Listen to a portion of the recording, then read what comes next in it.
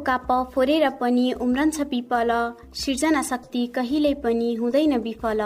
राष्ट्रकवि माधव प्रसाद घिमिरेका यिनै शब्द सापटीसँगै right for चिल्ड्रेनद्वारा बालबालिकाको संरक्षण तथा बाल अधिकारको सम्वर्धनका लागि सञ्चालित बालबालिकाहरूद्वारा नै तयार पारिने तपाईँ हाम्रो आफ्नै रेडियो कार्यक्रम मिलिजुली बोलौँको आजको श्रृङ्खलाको दैलो उगान चाहन्छौँ।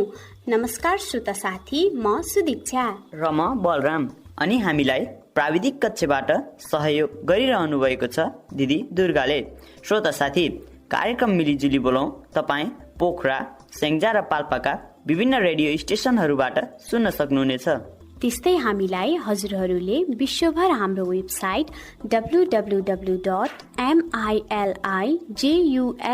मिलिजुली BOLAUN बोलौँ मिलिजुली बोलौँ.org मा जति बेला पनि ध्वनि तरङ्ग मार्फत भेट्न सक्नुहुनेछ।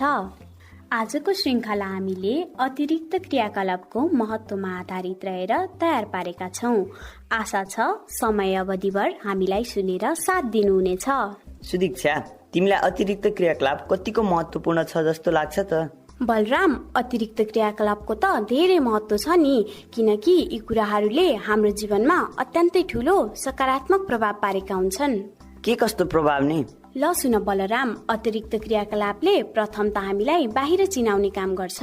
त्यस्तै हामीमा अनुशासन, नेतृत्व जस्ता कुराहरूको विकास गरेको हुन्छ। हामीलाई यसले पढाइतर्फ पनि प्रेरणा प्रदान गरेको हुन्छ। हामीमा आत्मविश्वासको वृद्धि हुन्छ। यति मात्रै नभएर यसले हामीलाई व्यावहारिक पनि बनाएको हुन्छ। तिमीले ठिक कुरा गर्यौ। भनिन्छ नि, बालबालिकाहरूमा केही न केही विशेष प्रतिभा रहेको हुन्छ, तसर्थ त्यसलाई प्रस्फुटन गराउने काममा भने घर परिवार, विद्यालय र हामी साथीहरू सक्रिय हुनुपर्छ। तिमीले राम्रो कुरा भन्यौ। यदि हामीले हाम्रो प्रतिभा नै प्रस्फुटन गराएनौ भने त्यसको के अर्थ हो? लुकाएको प्रतिभाको कुनै अस्तित्व छैन, तर हाम्रो एउटा प्रतिभाले पनि हामीमा, हाम्रो समाजमा र राष्ट्रमा एउटा ठुलो परिवर्तन ल्याउन सक्छ। तसर्थ हामी हाम्रो प्रतिभालाई प्रस्फुटित गराउनु पर्छ।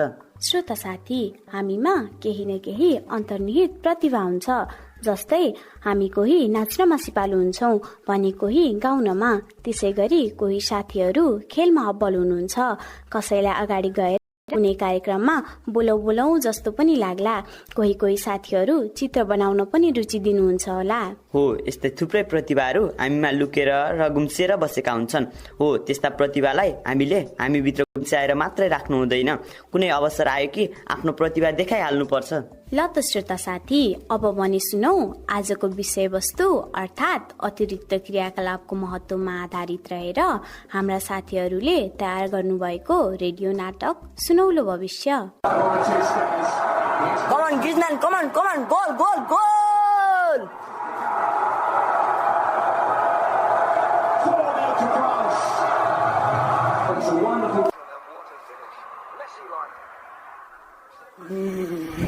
ए रिदम की मम्मी, यस्तो रातिमा कसले टिभी खोलेको छ?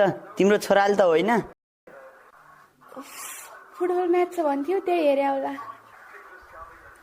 खै म जान्छु त्यसको कोठामा। हेर न, आफूलाई टेर्ने भए जस्तो। खै म आफै जान्छु। यस यस, फ्रान्सले आज जित्ने भयो। Fight fight, come on, you can do it. Rhythm, ढोका खोल। रिदम, ढोका खोल। ओ माय गॉड ड्याड, खोइ टिभी अफ गर्न पर्यो। कता छ रिमोट? रिमोट पनि यही बेलामा पाइन्न। ए, यहाँ रहेछ। ओइ रिदम, के दिएर पारा? ए, ड्याडले पनि सुतेको बेलामा डिस्टर्ब गर्नुहुन्छ। कस्तो मिठो निदाइरहेको थिएँ। ढान्छस्, तैँले फुटबल हेरेको आवाज मेरो कोठासम्म आएको थियो। जहिले नि फुटबल फुटबल सधैँ डिस्टर्ब गरिरहेछ। खुरुक्क सुत। अब आवाज सुन्यो भने। ड्याड, म सुतिरहेको थिएँ कि। चुप्ला, ढाँट्छ। खुरुक्क गएर सुत। के गर्दै रहेछ र रिदमले? अझै पुल ल्याउन त्यसलाई, अनि गर्छ प्रगति। मैले के गरेर? सानो छ बिचारो, जसतिर पनि गाली गरेर हुन्छ र? तिमीलाई त भनेरै हुन्न। ल ल भइगयो, अब सुतौँ। बिहान हुन पनि आँटिसक्यो। फेरि के भयो भन्दै छिमेकी आउलान्। आम्मा मामा, ड्याड फायर भयो जस्तो छ। भोलि त शनिबार दिउँसभर सुत्ने भनेको, म्याच त पुरा हेर्नै पाइएन। अब फेरि हेरे त बाउको बिहे देखाइदिन्छन् बुढोले। आफ्नै बिहे।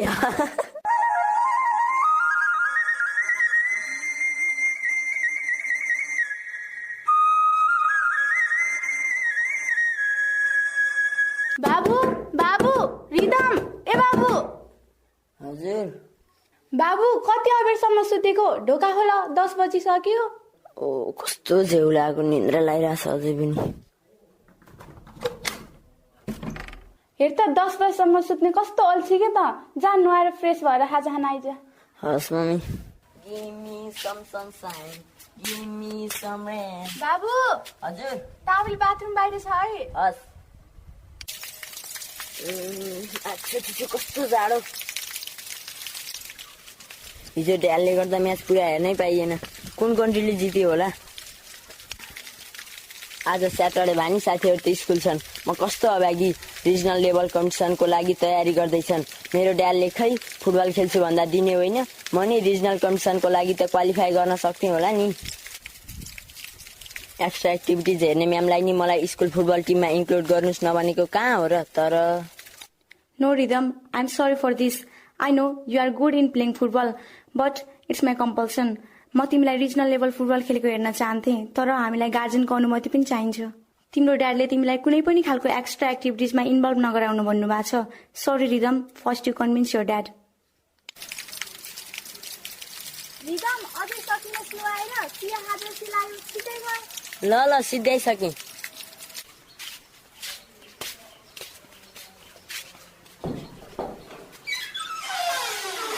मम्मी मेरो निलो टी सर्ट कता छ? त्यही दराजमा त छ नि, राम्रोसँग हेर त। ए ल मम्मी चिया खाजा ल्याउनुस्। लौ बाबु। रिदम आज त शनिबार, सधैँ आउने तेरा साथीहरू आज त आएनन् किन नि? मम्मी मम्मी के भयो लाई फेरि? साथीहरू त रिजनल लेभल कम्पिटिसनको लागि प्र्याक्टिस गर्न स्कुल गएछन्। ड्याडले गर्दा म फुटबल टिममा हुन पाइनँ। बाबु के भयो, किन रुवाएको? बाबु बाबु बाबु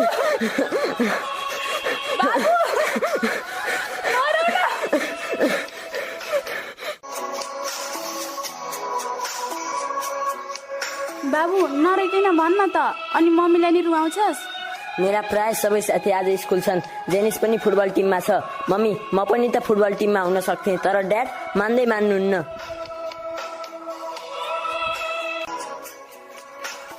थाहा छ मम्मी, जेनिसलाई सबैले चिन्छन्, कति राम्रो फुटबल खेल्छ।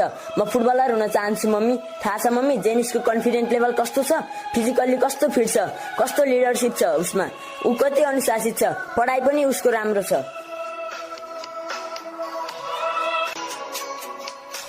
अनि आयुषा कति राम्रो नाच्छ। तर मम्मी म फुटबलमा राम्रो हुँदाहुँदै पनि खेल्न पाइनँ। यो सब ड्याडको कारण हो। म पढाइ सँगसँगै फुटबल खेल्न चाहन्छु mummy.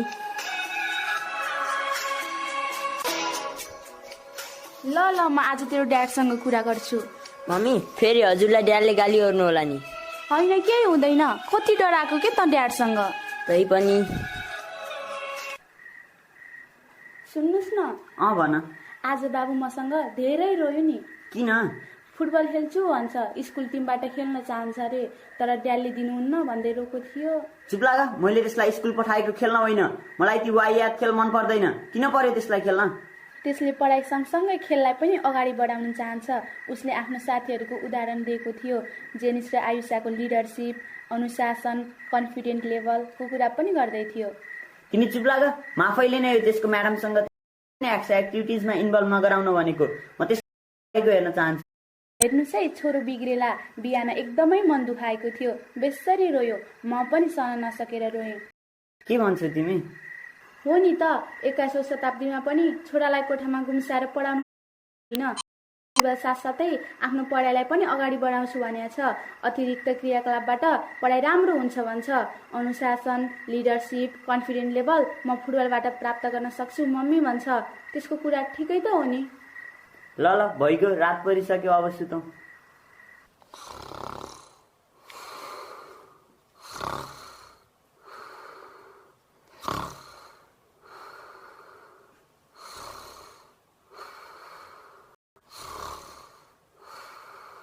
Dad you are destroying me. अब म हजुरसँग डराउँदिन। तपाईँ मलाई खेल्न दिने कि नदिने? यदि नदिने हो भने म कस्तो सपना? दुर्गा दुर्गा दुर्गा हजुर के भयो र यस्तो मध्यरातमा उठेको? छिटो पानी ल्याऊ त मलाई। रोक्नु ल, म पहिला बत्ती अन गर्छु। हे बत्तीको स्विच पनि भेटिँदैन यो बेला। बल्ल भेटियो।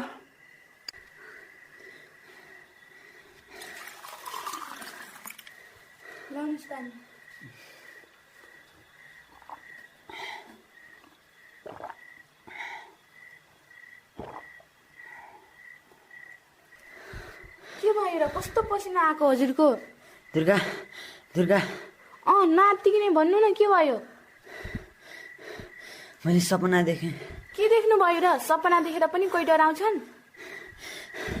हाम्रो छोराले मलाई सपनामा फुटबल खेल्न दिनुहोस् ड्याड भन्दै थियो। भोलि पनि कस्तो नमजा आउने थियो त्यसको। या छाड्नुहोस् ती सपनाका कुरा। तर रिदमको ड्याड, त्यसलाई अब हामीले खेलाउनै पर्छ। अब छोरा स्मार्ट बनाउनु पर्छ। त्यसको इन्ट्रेस्ट फुटबलमा छ। हेर्नु, छोरो अल्लेदेखि डिप्रेस छ। साँच्चै भन्नुपर्दा छोरालाई हामीले संसार चिनाउन र देखाउनु पर्छ, जुन सम्भव छ त्यसको इन्ट्रेस्टबाट। हो तिमीले ठिक भन्यौ दुर्गा।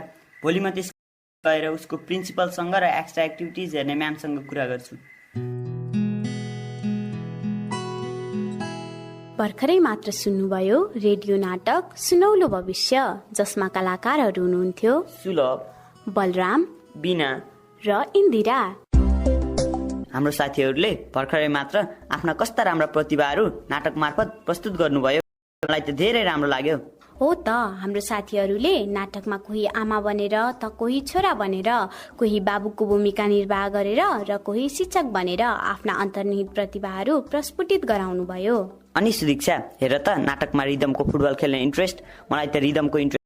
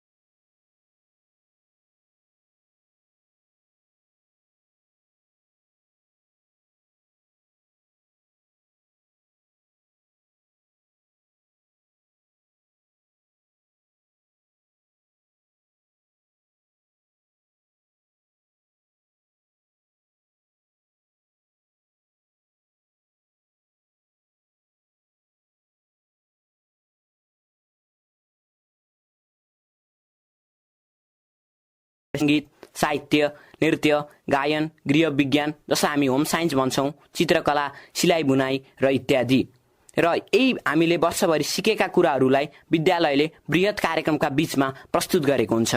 यति मात्र नभएर विद्यालयले हामीमा नैतिक एवं आत्मअनुशासनको विकास गर्नका निम्ति समय समयमा साधु सन्त महात्माहरूसँग सत्सङ्ग आयोजना गर्नेदेखि लिएर विविध क्षेत्रका विज्ञसँग क्रियाको गरिरहेको छ। यसबाट हामी नैतिक व्यावहारिक विकास भयो र यसको निम्ति विद्यार्थी मार्फत कार्यक्रम गर्ने र साथीको अर्को प्रतिभा गर्न कार्यहरू विचारमा हाम्रो विद्यालयले विद्यार्थीहरूको लक्ष्य अनुरूप हामीहरूलाई त्यस सम्बन्धी प्रदान गर्ने निम्ति कर्म देशभक्त नागरिक उद्देश्यका साथ यीहरू संसार ल्याएको जस्तो लाग्छ। वास्तवमा यी क्रियाहरूले कोसेढुङ्गा साबित हुनेमा म पूर्ण विश्वस्त छु। अप्सराजी, जुरेसा मार्फत के कस्तो भूमिका निर्वाह गर्नुभएको छ त? हामीहरू म सेवा गर्छु भन्ने भनाइलाई आत्मसात सेवामूलक कार्यक्रमहरूको आयोजना गरी सेवामा समर्पित छौँ। हामीले विद्यालयभित्र विविध पारेर कार्यक्रमहरूको आयोजना तथा समाजमा चेतना कार्यक्रम गर्ने जस्ता कार्य छौँ। समाजमा वृक्षारोपण, सरसफाई, स्वच्छ खानेपानीको महत्त्व सम्बन्धी अभियान सञ्चालन गर्ने, त्यस्तै सामाजिक विकृति विसङ्गतिमाथि सभ्य तवरबाट आवाज उठाउने जस्ता कार्यक्रममा पनि हामी सक्रिय छौँ। लास्ट इयर हामीले हाम्रो पहलमा निशुल्क स्वास्थ्य शिविरको पनि आयोजना हाम्रै विद्यालयमा गरेका थियौँ। त्यस्तै हामीले हाम्रो समाज वरिपरि कुनै कार्यक्रम भयो भने पब्लिक सर्भिस सेन्टरको स्थापना गरी प्राथमिक उपचारको व्यवस्था पनि गरेका छौँ। यसरी हामी समाज सेवामा समर्पित छौँ। बलरामजी, तपाईँ विज्ञान तथा प्रविधि समूहको अध्यक्षको नाताले म हजुरलाई सोध्न चाहे, हजुरहरूले यो क्षेत्रमा के कस्ता काम गर्नुभएको छ त? हामीले आजको वर्तमान समयको माग अनुरूप विज्ञान र प्रविधि मार्फत मानव सेवामा समर्पित हुने लक्ष्य बमोजिम हामी यस कार्यमा सक्रिय रूपमा लागि परिरहेका छौँ। हामीले हाम्रो टिचर्स र इन्टरनेटको हेल्पबाट विविध प्रोजेक्ट्सहरू निर्माण गरी ससाना भाइ बहिनी र अन्य साथीहरूलाई सिकाउने काम गरिरहेका छौँ। हामीले यी यस्तै बनाएका प्रोजेक्ट्सहरूलाई वर्षमा एक कार्यक्रमका बीच एक्जिबिट गर्छौँ। यसरी विज्ञान र प्रविधिको सहायताबाट देशको मुहार फेर्ने हाम्रो लक्ष्य पनि हो। हामीले विविध प्रोजेक्ट्सहरू गर्दै गर्दा अरू हाम्रा साथीहरूले त्यस प्रोजेक्टको बारेमा जान्ने मौका पनि पाउनुहुन्छ। यो मात्र नभएर हामीले विज्ञानको क्षेत्रमा भएका विभिन्न उपलब्धिहरूलाई अध्ययन गरी त्यसको जानकारी हाम्रा अन्य साथीहरूलाई पनि दिन्छौँ। बिनाजी, हजुरहरूको समूहको स्थापनाको मूल उद्देश्य के हो र त्यस उद्देश्यको परिपूर्तिर्थ हजुरहरूले के कस्ता क्रियाकलापहरू गर्दै आउनु भएको छ त? हाम्रो सांस्कृतिक समूहको स्थापनाको मूल उद्देश्य हाम्रो संस्कृतिको संरक्षण, सम्वर्धन र हाम्रो संस्कृतिलाई नवपुस्तासम्म पुर्याउनु हो। हामीले विद्यालय स्तरदेखि हाम्रो समाजसम्म संस्कृतिको संरक्षणका निम्ति विभिन्न प्रकारका पारम्परिक सांस्कृतिक प्रतियोगिताको आयोजना गर्छौं। आजको परिप्रेक्ष्यमा आधुनिकीकरणको नाममा जुन प्रकारले कल्चरल डिप्रेसन भइरहेको छ, हामीले त्यसलाई उन्मूलन गर्नतर्फ लागेका छौं। हामीले हाम्रो संस्कृति, हाम्रो पहिचान भन्ने नाराका साथ हाम्रा पारम्परिक लोकलय, लोकभाका जस्तै खेली, रोदी, झ्याउरे, सालैजो आदिको संरक्षण गर्ने प्रयास गर्छौं। हाम्रो लोकभाका, लोकनृत्यलाई नवपुस्तामा सुम्पने काममा पनि अग्रसर रहन्छौं।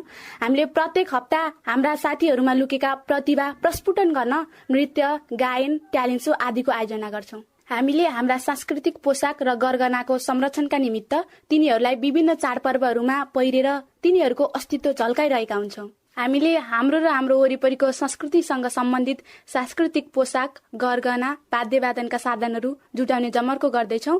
त्यति मात्र नभएर लोकभाका र लोकनृत्यका भिडियोहरू संग्रह गरेर हामीले आगामी दिनमा यसै विद्यालयमा एक सांस्कृतिक संग्रहालय निर्माण गर्ने भावी योजना तयार पारेका छौं, जुन संग्रहालय कल्चरल रिसर्चका निमित्त पनि उपयुक्त होस्। गौरवजी, अन्तिममा हजुर के भन्न चाहनुहुन्छ? अन्तिममा म के भन्न चाहन्छु भने अतिरिक्त क्रियाकलाप हाम्रो जीवनमा अत्यन्त महत्वपूर्ण छ, जसले हाम्रो जीवनमा सकारात्मक प्रभाव पारेको हुन्छ। भनिन्छ हरेक बालबालिकामा कुनै न कुनै विशेष प्रतिभा हुन्छ, त्यसको उजागरका निम्ति अभिभावक एवं स्वयंको महत्वपूर्ण भूमिका हुन्छ। म अभिभावकहरूलाई के अनुरोध गर्न चाहन्छु भने तपाईका बालबच्चाहरूभित्र पनि लुकेर रहेका प्रतिभा छन्। कोही गाउन जान्नुहोला, उहाँलाई गाउन दिनुहोस्, इन्स्पायर गर्नुहोस्। त्यस्तै कोही खेल्न जान्नु होला, उहाँलाई अवसर जुटाइदिने र साथीहरू पनि अवसर पाउने बित्तिकै आफ्नो प्रतिभाको प्रस्फुटनमा जुट्नुहोस्, किनभने यी यस्ता क्रियाकलापहरूले हामीमा अनुशासन, नेतृत्वको विकास गरेको हुन्छ। हामीमा आत्मविश्वास बढ्छ, हामी फिजिकल्ली र मेन्टल्ली स्वस्थ रहन्छौँ, बाहिर चिनिने आधार निर्माण हुन्छ र हाम्रो प्रतिभा अवश्य पनि हाम्रो समाज र राष्ट्रको लागि काम लाग्छ। तसर्थ म श्रोता साथीहरूलाई हृदयदेखि नै आफ्नो प्रतिभा प्रस्फुटित गरेर स्मार्ट बन्न अनुरोध गर्दछु। कार्यक्रममा आएर आफ्नो समय प्रदान गर्नुभएकोमा यहाँहरू सम्पूर्णलाई धन्यवाद। श्रोता साथी, भर्खरै मात्र सुन्नुभयो हाम्रो साथीहरूले तयार गर्नुभएको अन्तर्वार्ता। श्री मिर्मी माविमा त विद्यार्थीहरूको चाहना बमोजिम पढाइ सँगसँगै कस्ता राम्रा अतिरिक्त क्रियाकलापहरू सञ्चालन हुँदा रहेछन्। हो त नि, मिर्मी माविका विद्यार्थीहरूलाई क्षमतावान बनाउनका लागि नृत्य, गायन, होम साइन्स, सङ्गीत, साहित्य, सिलाइ बुनाइ, चित्रकला, खेलकुद जस्ता अतिरिक्त क्रियाकलाप सञ्चालन गरिएको रहेछ। मलाई त सुन्दै मजा लाग्यो। त्यसै गरी विभिन्न विद्यार्थी समूहको गठन गरी विद्यार्थी स्वयंलाई विविध क्षेत्र सक्रिय बनाइएको रहेछ। हो त, त्यहाँ त यति मात्रै न, गौरवजीले भने चाहिँ विद्यार्थीहरू नैतिक चरित्रवान बनाउने काममा पनि विद्यालय सक्रिय रहेछ। त्यस्तै अप्सराजीले भने चाहिँ मानव सेवामा उहाँहरूको सक्रियता देखेर, त्यस्तै बिनाजीहरूको सांस्कृतिक संग्रहालय बनाउने भावी योजनाबाट एकदमै खुसी भए। त्यसै गरी आजको माग अनुरूपको हाम्रो साथीहरूको विज्ञान प्रतिको सक्रियताबाट म प्रभावित भए। हो त श्रोता साथी, अब हामी यसरी नै हरेक क्षेत्रमा अघि बढ्नुपर्छ है। अब भने श्रोता साथी, पालो भएको छ मिलिजुली बोलौं क्विज सेगमेन्टको। मिलिजुली बोलौं क्विज सेगमेन्ट अन्तर्गत हामीले अघिल्लो हप्ता नेपालमा पहिलो पटक चर्खा भित्र्याउने व्यक्ति को हुन् भनेर सोधेका थियौं, जसको सही उत्तर रहेको थियो तुलसी मेहर। श्रोता साथी, सही उत्तर पठाउने साथीहरू मध्येबाट गोलापर्थाद्वारा विजय हुनु भएको छ लेक साइडबाट सन्तोष परियार। बधाई छ साथी सन्तोषलाई। श्रोता साथी, अब भने यस हप्ताको प्रश्न रहेको छ नेपालमा वर्तमान प्रधानमन्त्री को हुन्। प्रश्न पुनः एकपटक, नेपालमा वर्तमान प्रधानमन्त्री को हुन्। तपाईलाई लागेको सही उत्तर हाम्रो फोन नम्बर 9846815100 फोन नम्बर पुनः एकपटक 9846815100 मा आफ्नो पुरा नाम र ठेगाना सहित लेखेर पठाउनुहोला। हामी विजेताको नाम कार्यक्रमको अर्को श्रृङ्खलामा घोषणा गर्नेछौँ। श्रोता साथी, आजको लागि यति नै। आजको श्रृङ्खला तपाईलाई कस्तो लाग्यो? कुनै सल्लाह, सुझाव वा प्रतिक्रिया भएमा हामीलाई पत्रचार गर्न सक्नुहुनेछ। पत्रचारको लागि हाम्रो इमेल ठेगाना हो info@milijulibolong.org। साथै हाम्रो वेबसाइट मिलिजुलीबोलौंको कन्ट्याक्टमा क्लिक गरेर हामीलाई SMS पठाउन सक्नुहुनेछ। त्यस्तै हामीलाई हाम्रो फेसबुक पेज मिलिजुली बोलौमा लाइक गरेर हामीलाई कार्यक्रमको बारेमा प्रतिक्रिया दिन सक्नुहुनेछ।